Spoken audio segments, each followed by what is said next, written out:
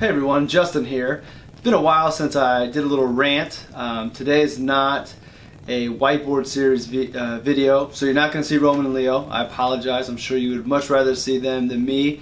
Maybe I'll sneak a picture in at the end of the video.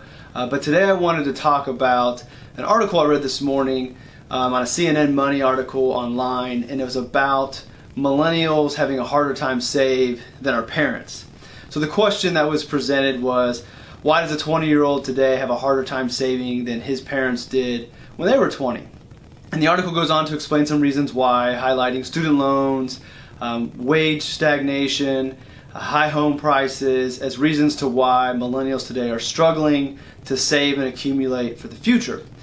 And while all those are valid reasons, I also think they're excuses. The article is well written. It gives some good examples of things you can do at the end. But the reason I don't like these types of articles is I think it gives the okay for millennials and anybody in general really to feel okay that they're not making the progress they need to, rather than really identify the problems and see what they can do about it. So what I wanted to do was just take a little bit of time to highlight this article. I will put the link to it at the bottom of this page if you're watching it on All About Your Benjamins. If you're watching this on YouTube, head over to All About Your Benjamins and allaboutyourbenjamins.com to access the article. Like I said, it's a good article. I have no issues with what they wrote and what they said, but what I wanted to review today is kind of comparing what our parents were walking into out of college versus what we are walking into out of college today. So what I did was I took my parents' age. They'd be leaving college around 1978, and at that time the average salary in the U.S. was $10,500. So that was average. You would assume that a freshly minted graduate would actually be on the low end, but we'll go ahead and use that $10,500. Today, the average first-year salary for a 2017 college graduate is just under $50,000. Now, I know there are a lot of you out there that are going to say, BS, I'm not making 50 grand, but that's what the numbers say. So, starting salary coming out of college, $50,000 is not bad. If you were to do a time value of money calculation on that 10.5, that would be about a starting salary 40 years later of $35,000. So our parents were starting out at a lower salary in today's dollars right out of the gate. Yet they managed to do a better job saving than we're currently doing today. One of those reasons, I will admit, I see it all the time, is student loan debt. The average student loan debt for a college graduate today is $37,000. Makes me sick to my stomach, but that's where we're at today with tuition rising. Our parents, data back then, I can't find what average student loan debt was in 1978, but average tuition back then was just a little under $3,000 a year. So if they financed 100%, they're walking out with about 12 grand of student loan debt versus our 37. So they're making 10.5, they've got 12,000 student loan debt, and then the other reason that the article cited for part of our reason for not saving is high home prices.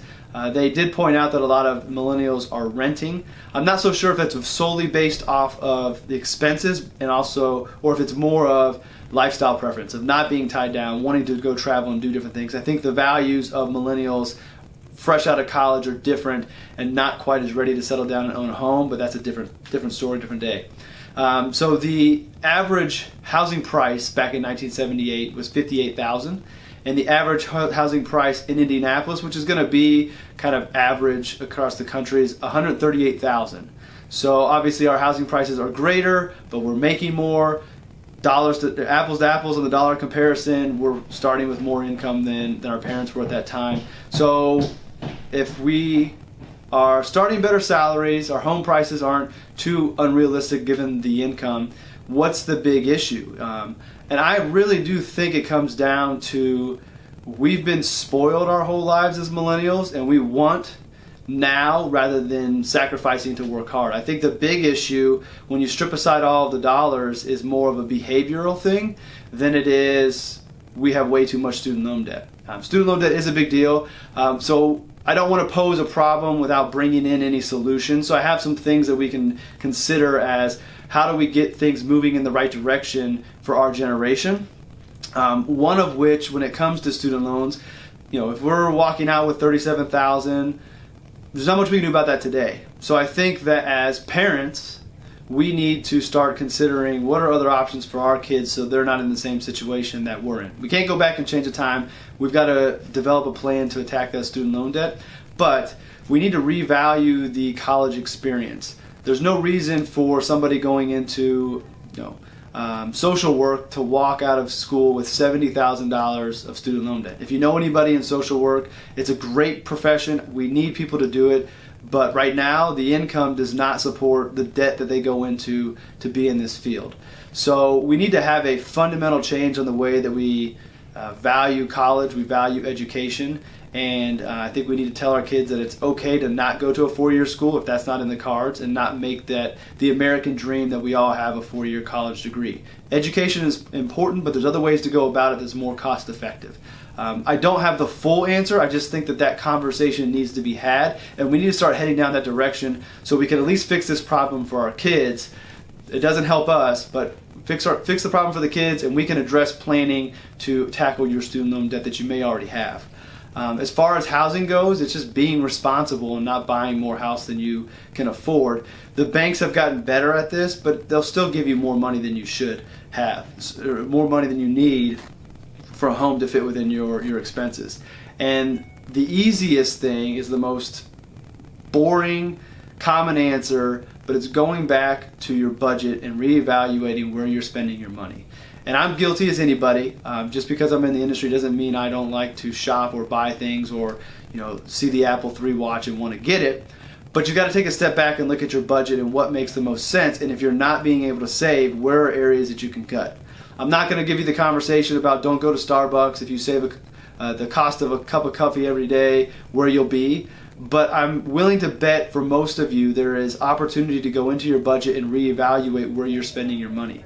And how many of you actually have looked at your budget?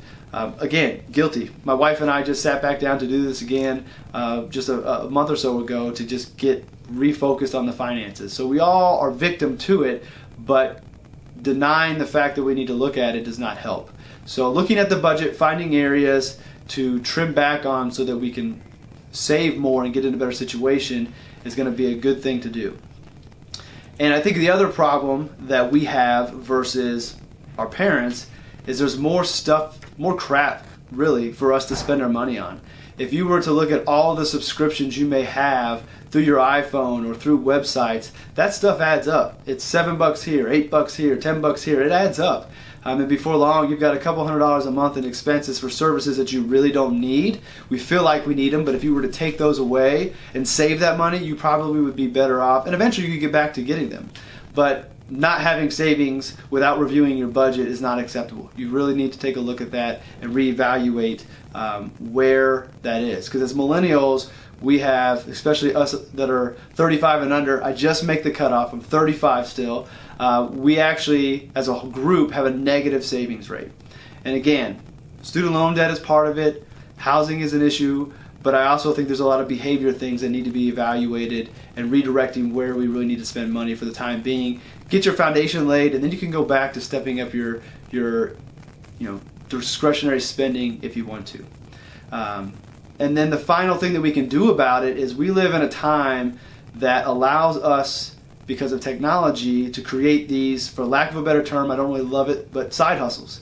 I don't love the multi-level marketing that shows up on my Facebook feed all the time, but people are making enough money on the side doing these MLMs or blogging or consulting or other online businesses that they can do in evening hours to generate more income. If your income is fixed and you can't do anything about it where you're at, well, what are other ways that you can go create more income to start improving your financial situation? And we live in a time that because of technology, it's never been easier. It's never been easier structurally to do this. It's not easy to get it done. It's going to take hard work, but if you're serious about building a foundation to your financial planning and saving for the future, if you're really serious about it, then you'll put that hard work in. So you can do the skin creams or the supplements or the clothing lines and sell those to friends and family to make some extra income. Get people underneath you. It's not a pyramid scheme, but get people underneath you to sell as well so you can get more income. Create a blog. There are people making hundreds of thousands of dollars a month, blogging. Now, they didn't get there overnight, but the opportunity is there, and there's no reason that with hard work and discipline you can't get that done. So I'll bring my lecture to an end, but I just really was agitated by reading that article today because I felt like it was telling millennials that it's okay that you're not saving because you have it harder than generations of the past. Your parents had it easier than you did. They didn't have it easier. Dollar-wise, they may have actually been in a tougher spot because their incomes were so low, but they were able to sacrifice, spend frivolously to save and build, to put us through college, to buy us the things that we want and spoil us so that we want this immediate gratification instead of delaying it. And I just thought of one more final thing as I ramble on. Another thing that you could do is turn off the Instagram, turn off the Facebook for a while, and quit worrying about what other people have or following brands that are marketing to you because it works, and then you end up spending again. So at the end of the day, we have a savings problem as millennials. There are things that we can do about it. We live in a great time to fix it. I don't know if it's all the Ryan Holiday I've been reading and stoicism, but rather than complain and woe is me, I think accepting where you're at and developing a plan, working with a financial advisor, head over to XY Planning Network, find an advisor. There are advisors that are now specializing in working with millennials where nobody in the past has ever had that type of help. So you can have a professional help you build this foundation, find ways to save more so you can improve. There's really no excuse. So I look forward to the day that these millennials have it harder than everybody else articles go away, because we have the resources at our fingertips to improve it. So check the article down below. I'll include a couple other links to some articles I've written in the past as well. But start thinking about areas if you're not saving or you don't have the savings that you think you do, that you should have. What are ways that you can correct that? How can you go about doing it? Reach out to a financial advisor to help you. So that's the end of my rant today. I'll come up with some clever name in the future of what I can call these videos for. Hopefully the next video will be a whiteboard. Friday's coming up. I think Leo will be in the office with me, so we'll have him back here. And like I said, I'll sneak a little pick in for all those who like to see the boys. So I hope that this kind of sparks some conversation for you and your spouse, or just for you to look internally to reevaluate what it is that you're doing to see if you can improve, so that we can prove these people writing these articles that they're wrong, that millennials are in fact getting the picture. We are saving and improving. So again, reach out to an advisor. Hope this was of some value to you and you actually take some action to improve your situation. I'll see you at the next one.